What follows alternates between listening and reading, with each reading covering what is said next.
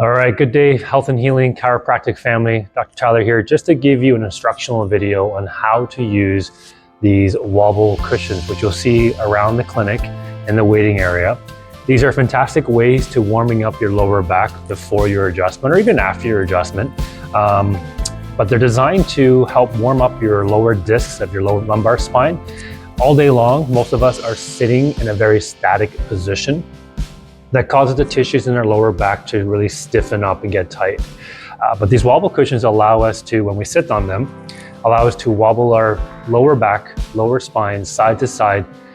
So that's one way to do it, or front to back, another way to do that, or even around the world where you're shifting your pelvis in a circle, either direction. And you can do a simple 10 repetitions, three sets, for example, before your adjustment, for all three, or just do one of them. Either way is a good way to warm up your lower back, to keep it lubricated and your discs moving well. Our bodies are designed to move, so if you don't use it, you lose it.